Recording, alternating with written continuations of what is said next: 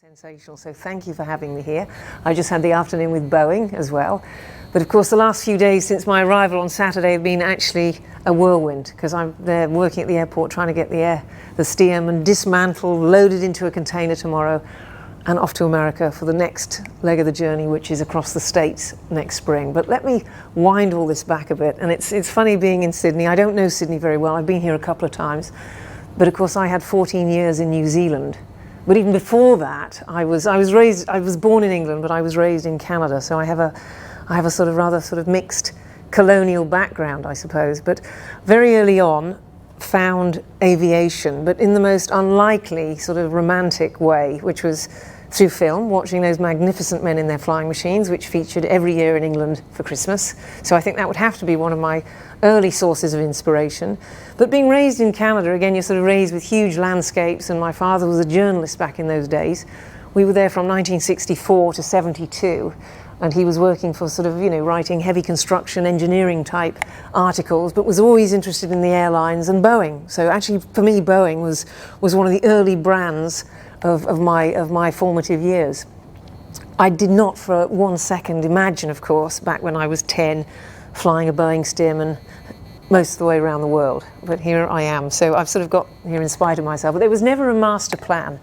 And it was not something, aviation, nobody in my family flew, so it was not an obvious kind of thing to be doing. When we eventually came back from Canada in 72 to the north of England, we had a pizza restaurant, and this is before pizzas were the sort of ubiquitous, consumable that they are today. But we were sort of quite unusual back in those days in the Lake District in the north of England. So nobody in my family flew, and I couldn't, just by virtue of being a female, joining the Air Force wasn't an option. I mean, these are the days when you never had any career advice at anything. So, me and my two sisters promptly sort of left home and practically became waitresses and etc. So it was, it was just that kind of era, I suppose. But my first experience of actual flight was when I was 16, and we went back to Canada, my twin sister and I, for a holiday. So it was the experience of flying on, guess what, a Boeing airliner, getting to Canada, Vancouver for the summer, and then I'd seen this advertisement at the side of the road for a flying lesson. So while my twin sister went shopping, I went flying. So that was the start of it. But of course, it's not obvious how you pay for it, and I think it's always the hardest, as anybody who has flown will know. It's just how you fund your way through a license. So when I moved to New Zealand in 1983, I'd already had a year in Africa at that point, but I followed my twin sister to New Zealand in 83, and that's where I started in earnest. So just really waitressed and worked various jobs to try and fund my way through it, because I needed obviously flexibility. And so I was working on garage forecourts, I was stacking supermarket shelves, anything to fund my way through it. And without ever thinking that I'd get there exactly, because I can't say I consider myself a great natural, a bit like Amy and Amelia Earhart. I think females don't start off from that position. You men seem to be born with a sense of free vertical mobility that women don't generally seem to have. So I kind of inched my way through it, but almost by surprise I ended up with an instructor rating. But the real key to flying an aeroplane like this was I joined the New Zealand Warbirds. And again, it was all ex-military blokes, all blokes, and I just started, flying in Piper Cubs, but I ended up buying into a T6 syndicate, so I did a couple of hundred hours on Harvards, and then I had a little World War I replica, which was my first biplane, an SE-5A, which was just a single-seater, so just getting in that and doing egg-shaped loops over the field. So I just kind of plugged away at it, but I couldn't leave it alone. But of course, it's the biplanes, and it's, never mind the war years, and I know in England we're fixated with war, but it's the interwar period that for me is the most luminous period of the golden years of civil aviation. And of course, a lot of it was triggered by the first Atlantic crossing, which was Charles Lindbergh's flight across the Atlantic in 1927. This cool, good-looking American who electrified the world with this magnificent solo achievement. And then, of course, all the ladies wanted to learn to fly. So suddenly, actually, you probably had more women flying in the 20s and 30s than we do now, and that's the irony. But in order to understand the context, I think, of Amy Johnson, you have to understand something of the background of what was going on in that interwar period. So it was the year of the record-breaking flights, the early air races, and just establishing the early air routes, Imperial Airways. So the surveying began after World War I in earnest, establishing the early airways with Imperial Airways, etc. So for me, it has tremendous glamour and romance, and of course the girls kind of made it their own. So when I decided to fly Africa, and that decision goes back to 2009, and again, it comes from film. I am an incurable romantic. I don't know why I should apologise for that in this day and age, but I am. But the other great film of my life has been Out of Africa, and it's that sequence in the tiger moth. People say, why do you fly? It's like, have you seen that? For me, that was just the most incredible thing, of this wonderful yellow tiger moth flying over the Rift Valley, you know, the great love affair of Karen Blixen and Dennis Finch Hatton. And it was that, in a nutshell, was why I wanted to fly Africa. So when somebody asked me the question back in 2009, what would you most like to do? I said, well, actually, I'd really like to go and fly a Boeing Stearman up Africa, because that's how I want my life to be. Now, from that point, I didn't have an aeroplane to fly it at that point. It took 4 years to pull it together. Because I think the hardest thing with doing something like this, you can't just go and fly it. If you want to tell the story and engage people along the way, you need absolute top-level sponsorship. And it took me 2 years, I suppose, of just door knocking and writing. And let's face it, high risk. I'd never flown in Africa, female, vintage aeroplane, 10,000 miles up some of the most hostile country in the world. I'm talking about my Africa expedition now. But I had the great good fortune to meet some of the top defense people in Boeing. And I just found myself saying, look, this is going to sound bonkers, but there's this forgotten aviatrix, and her name was Lady Heath, Sophie Pierce from rural Ireland, a remarkable girl.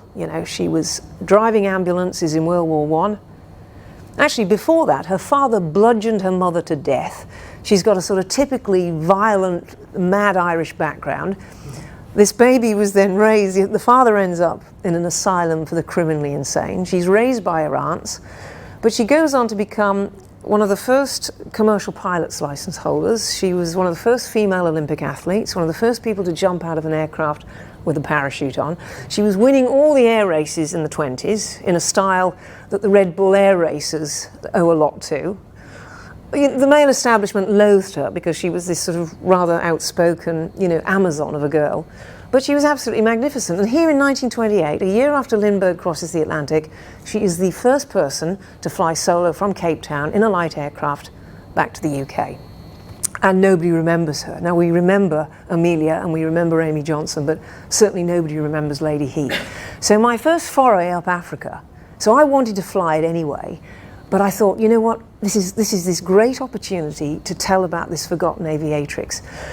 So in building up the sponsorship, we also had to get a film crew on board, and it's just the cost of doing this, the chase plane, and so it goes on. Over £500,000 of sponsorship behind Africa, and likewise for this ongoing trip around the world, to Australia and on. So just the effort to try and pull these things together behind the scenes has nearly killed me before I even got into the aeroplane. But the story of my own aeroplane, that saying when they say, if it's not Boeing, I'm not going. Well, actually, this has great resonance with that, because the only thing I was ever going to fly was a Boeing Stearman. I've been in love with them for the last 25 years. These are beautiful, strong, rugged aeroplanes. I love radial engines, again, just flying the T6. I have another little aeroplane. It's, you may not have heard of it, a Ryan Recruit, little 5-cylinder radial engine. In fact, the one that Harrison Ford just crashed, I have the prototype of that. But I just love radial engines. They're strong, they're reliable. These are boat anchors of engines. So when people say to me, flying Africa, you should be in a de Havilland Moth or something. But if you've ever flown a Moth, you'll know it's a fairly overrated experience. Nothing like flying a Boeing Stearman. Nice big roomy cockpits, great ailerons, good in crosswinds. It's just lovely aerobatics. But what I wanted the original Stearmans had the Continental 220s and 225s in them, which are a little bit underpowered, it must be said. But Boeing produced some 8,500 of these for World War II and adopted a kind of overbuild philosophy. It was a bit like Top Gear when you see them dropping Land Rovers from the top of buildings. Well, they'd be dropping these from 30 feet because they were military trainers, they were landing on aircraft carriers, etc. So this is one hell of a strong airplane. So it's a sort of steel frame fuselage construction, wooden tailplane and wings. When I commissioned the restoration of mine in 2012, it took a year to restore it. This was an ex-naval trainer from America. The Americans don't keep the records, so you never know exactly what's happened to an aircraft, but a lot of Stearmans after the war were just sold as surplus and became top-dressing airplanes, sports airplanes. This was a top-dresser.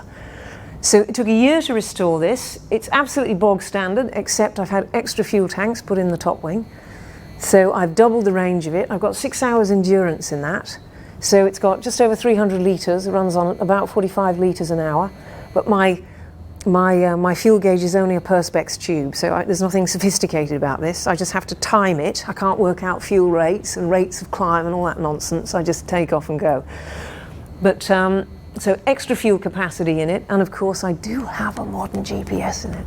You know, that's my one concession to modernity. But apart from that, it's just got my engine instruments, and it's got a turn and slip indicator and a compass. So I've got less instruments in this than when Lindbergh flew the Atlantic. So it's basic. That's the only kind of flying I do. I've never done an instrument rating. I'm not remotely interested, for the most part, in technology, glass cockpit, unless I'm sitting in a Boeing Dreamliner. That's a completely different story. But this is all I fly, really, is vintage airplanes. So I've done most of that for the last 25 years. So I thought Africa would be it, if I'm honest. You know, so that was 4 years to pull together. Boeing came on board as my first sponsor, amazingly.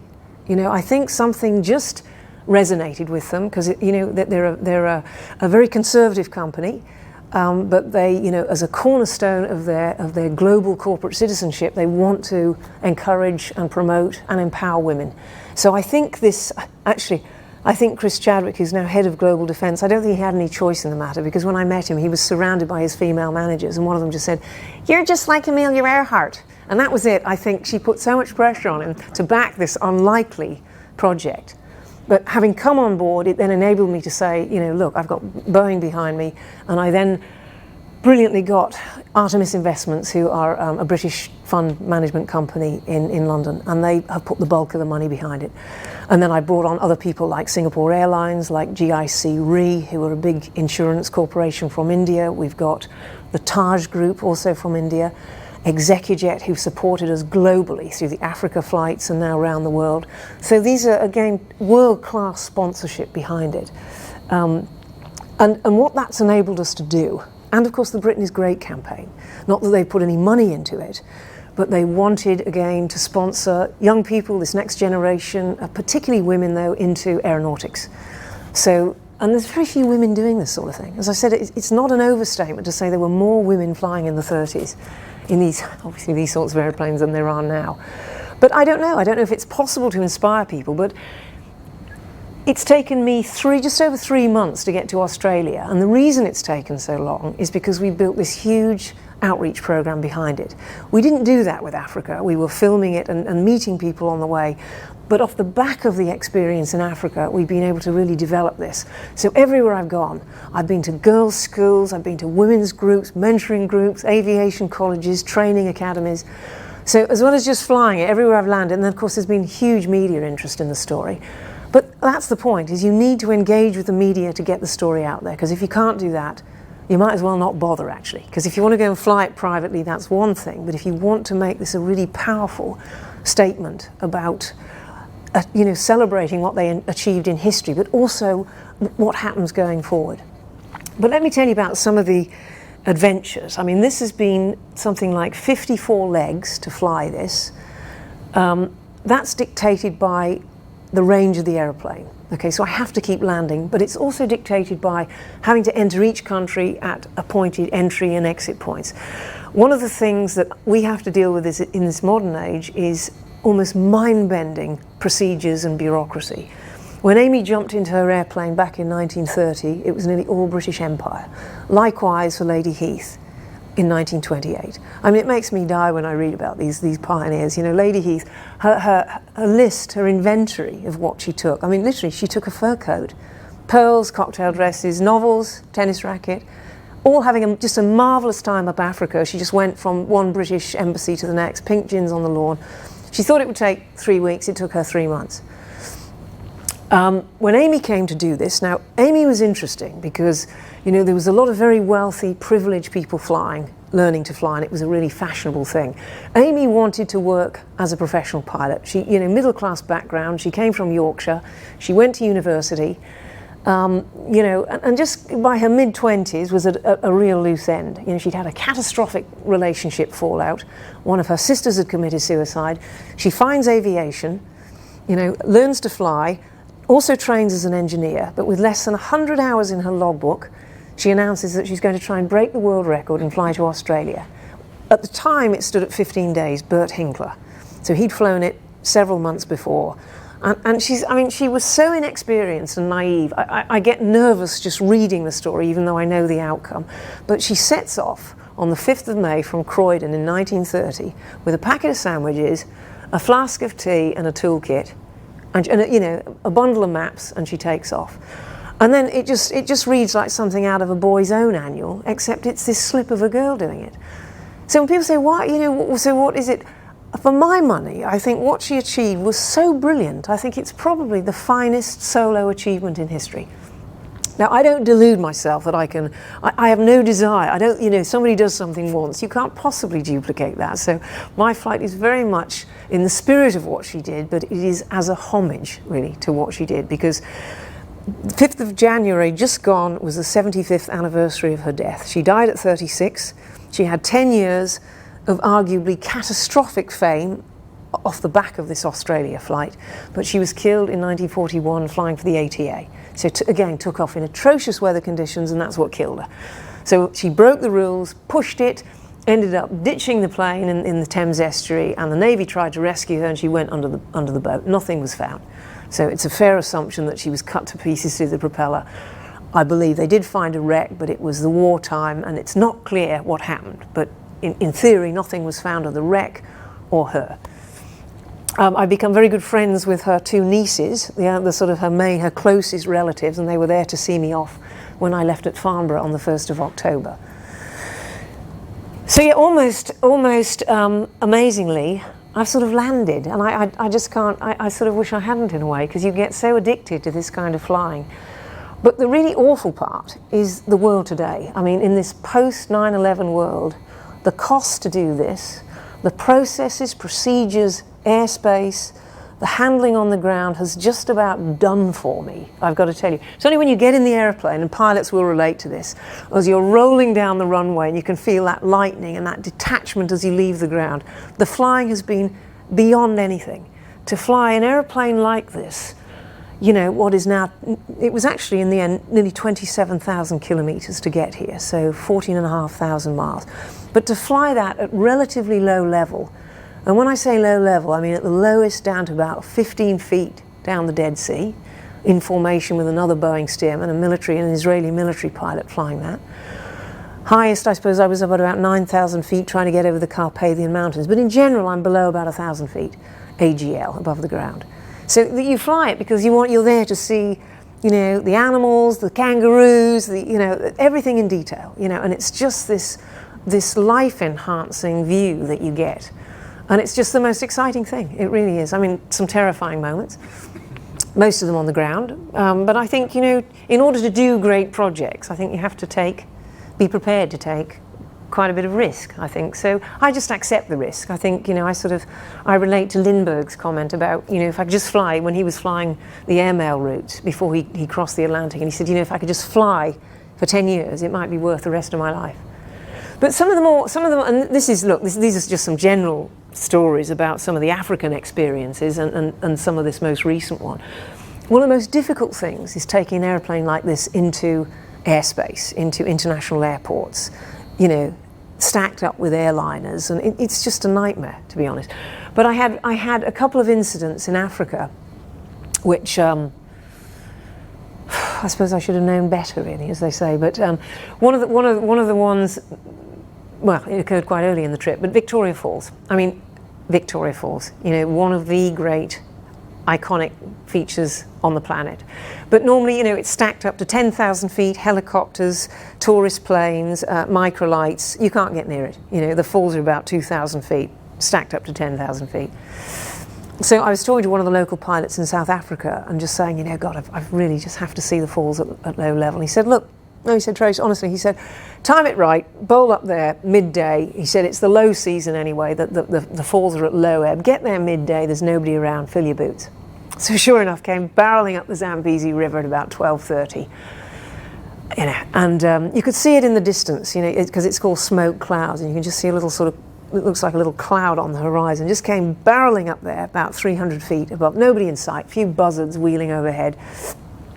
Wheeled around several times, and then this is where I shot myself in the foot, because of course I was at something like 2,500 feet. You had to be at 4,500 feet to join, but there was the airport. It was two control zones overlapping. I hadn't actually taken much notice of the airspace, to be perfectly honest, but I wasn't at the level I should have been. So when they said, oh, climb to 4,500, I said, no, I can't. It's the middle of the day. It was 50 degrees out there. I said, I'm in a vintage airplane. I can see the runway, you know, just. So I landed, and of course that ominous call to the tower, which those of you who fly will relate to. So landed off to the tower, you know, thought I'd just get a sort of ticking off by the junior controller, but no, the senior air traffic controller. And he was absolutely horrified. He just, you know, he couldn't believe I just had one frequency, and oh, you don't even know, you know, the procedures, you haven't even been briefed on this. And he just looked at me, you know, just shaking his head, and he just said, you know, this sort of thing might be all very well in Britain, but here in Zambia, we have procedures. But, you know, so 3 hours of being told off for that one. But the other one, actually more harrowing than that, was landing in Uganda, in Entebbe. And again, these legendary places, I've never been, you know, I had been to Uganda actually before that, but you remember the old Israeli raid and the hostage crisis that went on there, and the Israelis blazed their way through that. I was coming in on approach into Entebbe, and suddenly they say, no, do a left-hand orbit because you've got an airliner coming up behind you. I'm like, what? Okay, so I'm coming in at, you know, 90 knots approach, normal. So I just buzzed around. I took, you know, did exactly as I was told, did a left-hand sort of orbit. But of course, you know, you're flying a light aircraft, so it's a fairly tight orbit, sighted the traffic, and I was sort of meandering around a bit, and I saw this very nice colonial mansion, sort of palatial, Palladian style in white below me. So, you know, circled above it, then position again, came into land, met by the military police. I'd just overflown the presidential palace, restricted area. But, you know, anywhere else they'd give you radar vectors or something, or they'd guide you around it, but no fat chance of that. So he sat me down and just handed me a brochure on 9/11. You know, airliners flying into buildings. And I looked at it, I just took me 30 seconds to absorb the import of what he was telling me. And I just said, have you seen my airplane? I said, it's a wooden fabric biplane. I said, do you really think this is a threat to Ugandan national security? But it took me 3 hours, again, to talk my way out of that one. And they were threatening to impound the airplane. They were threatening to arrest me. But in the end, they backed down, you know, and I didn't have to pay any money. But it was unpleasant. But it was, you know, just one of the hardest aspects, though, is dealing with the air traffic procedures in an aeroplane like this. And I will get help, you know, going into some of the bigger airports. I've got somebody who can help me with that. So it's not. So on that note as well, I'm not flying this in the way that Amy flew it. You know, Amy was trying to break the record. She was pushing her way through this. You know, she was flying for up to 10, 12 hours a day. She was going to the loo in the air. All the little schoolgirls always say, how do you go to the loo in the aeroplane? I said, well, I don't, actually. It's only for 4 or 5 hours. I can hold on for that long, but Amy couldn't.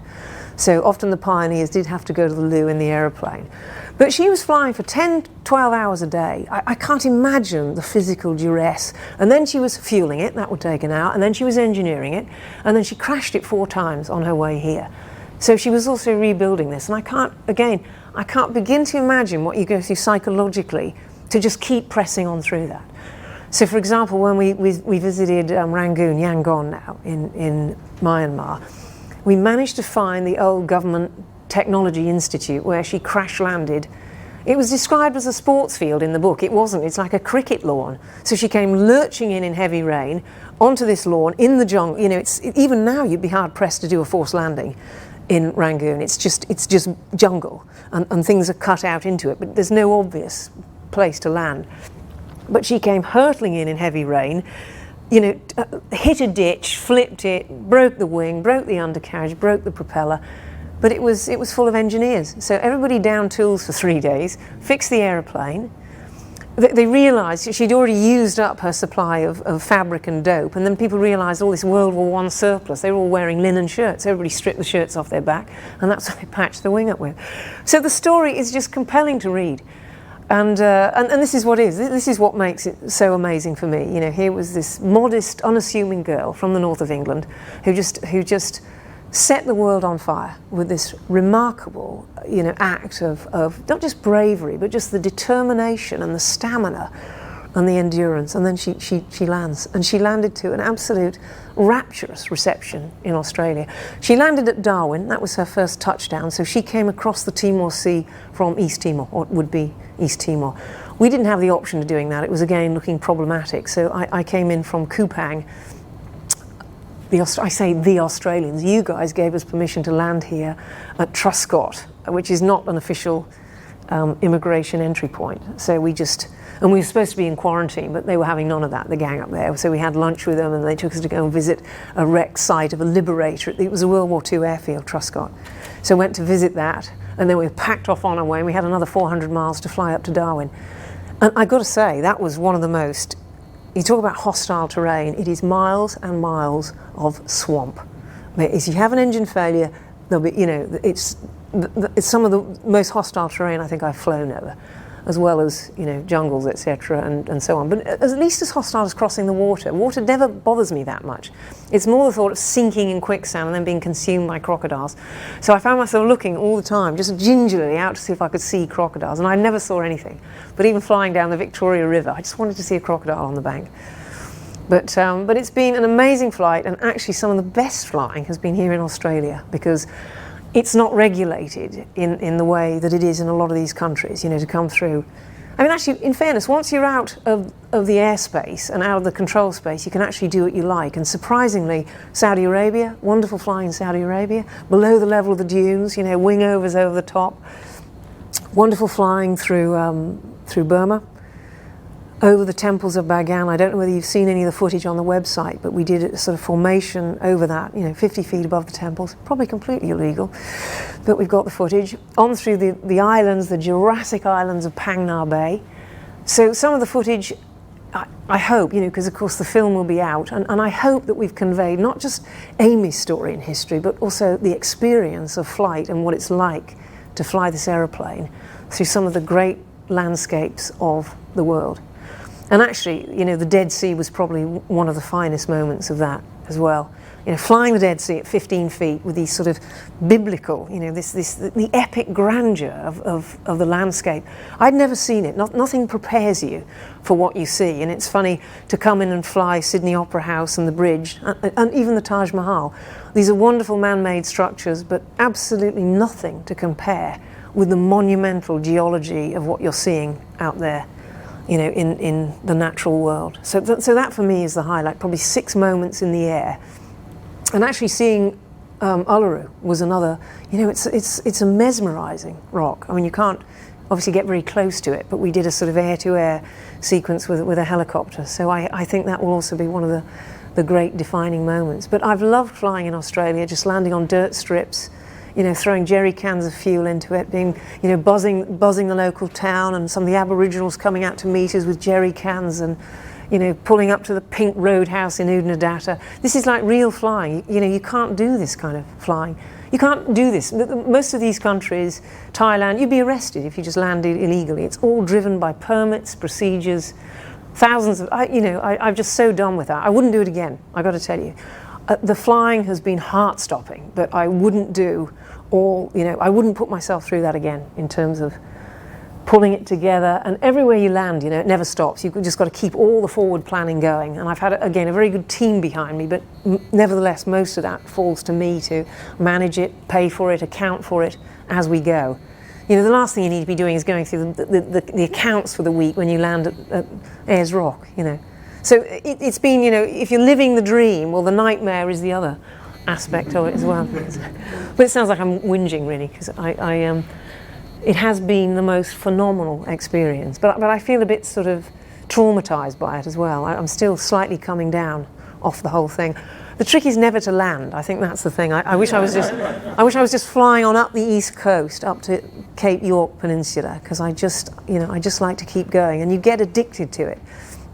Just to be in the aeroplane has been beyond anything, and part of why I do this as well is it's my effort, I suppose, to keep the aeroplane. I wanted it, when I had it restored, I wanted this aeroplane to have a fantastic mission. It had to be more than just my aeroplane. So, and I think we've achieved that. It's become the sort of spirit of Artemis, and I hope it's captured something of even Boeing's heritage, 100 years of Boeing, which has meant so much to me. And of course, I was proud as punch, frankly, to be just a small part of a bit of a tribute, I think, to what they've achieved in aviation as well.